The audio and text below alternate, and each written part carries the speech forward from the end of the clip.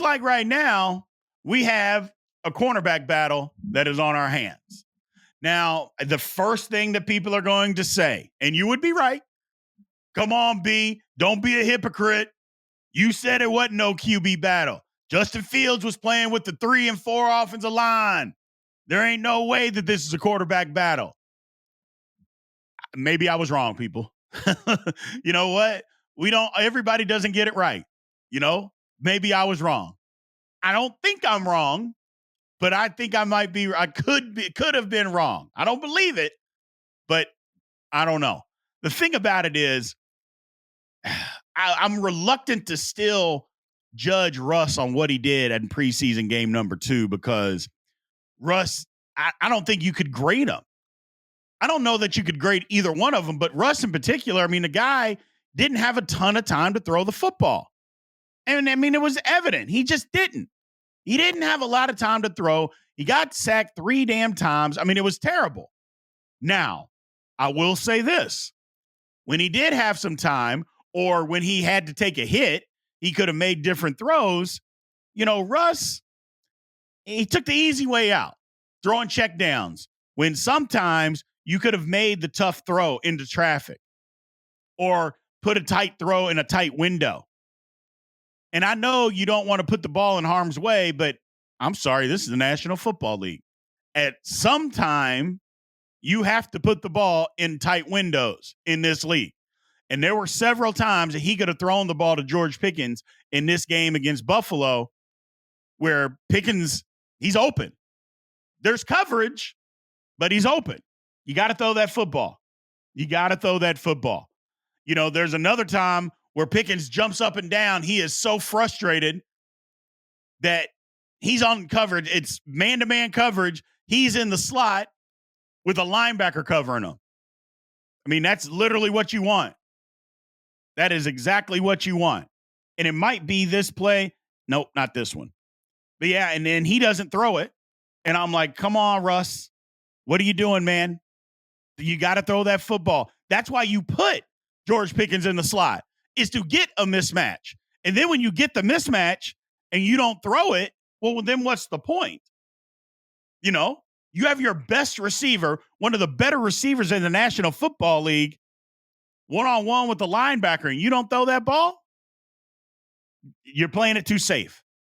That's to the detriment of the Steelers. And we can't do that. You have to throw the ball when you have mismatches. You got to make those throws. You just got to do it. And he played it too safe. But again, I don't think it's a quality evaluation just for the simple fact the guy didn't have a lot of time to throw the football. Now, you check that with Justin Fields. I don't judge Justin Fields because he's out there with the 3s and the 4s. Okay? He was out there with the 3s and the 4s.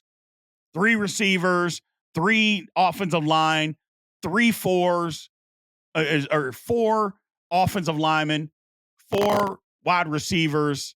How do you evaluate that when this guy's trying to be the starter? You can't. So it doesn't look great. So I don't know that we can really have a fair evaluation of him other than the one throw that everybody's talking about. Other than that. Now, look, I will go back and I will admit a better receiver tracks this football and makes the catch. I can absolutely admit that. Okay. However, the ball was still a bad ball. It was a bad ball. He has 35 yards to throw this football. And instead of doing that, he puts it at a spot where, again, this receiver, he's not going to be on the football team next week. He's just not. Puts it in a spot where he's having to track it. And that's why he's not in the National Football, or he's not going to make a 53-man roster because he's not capable of tracking the ball. So I will say that the receiver, yes, should have adjusted and at least made an attempt, a better attempt. And a good receiver probably catches the ball. But I don't want any of that to mistake that it was a bad ball that was thrown. It was a bad ball. Not to mention, you see all these plays he's taking off running because his offensive line, I mean, that's what he's having to do. We already know he can do this. We already know that he can get in and out of trouble. We know that. We see it. We have seen it for 3 years. Get in and out of trouble. Use his legs. Okay. But that's not what we want. These 3 things. We want you to not put the ball in harm's way, to get us in and out of a bad play pre-snap, and to be able to get the ball to our guys in a position where they can make plays with it, and that requires accuracy and ball placement. So again, don't put the ball in harm's way.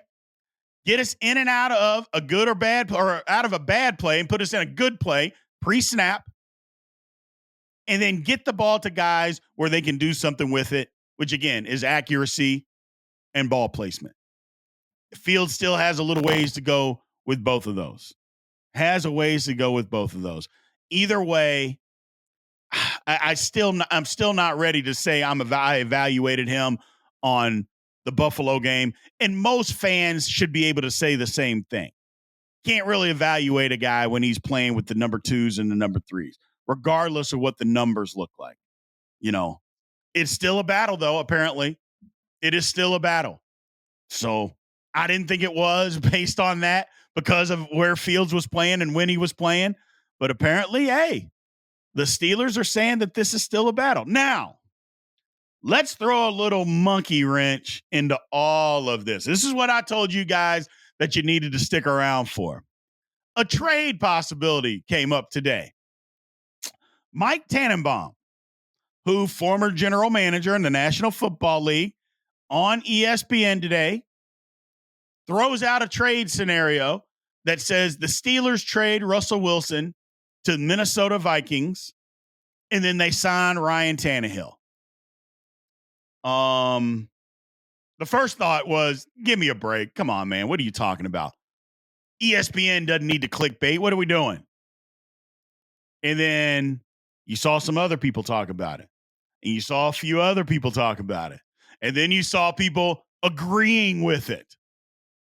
And then I'm like, uh-oh, this thing actually has some legs. How can that be? You're telling me my Pittsburgh Steelers, we're going to go from baby hands Pickett then to basket case Tannehill being on the roster? Oh, my God. It can't be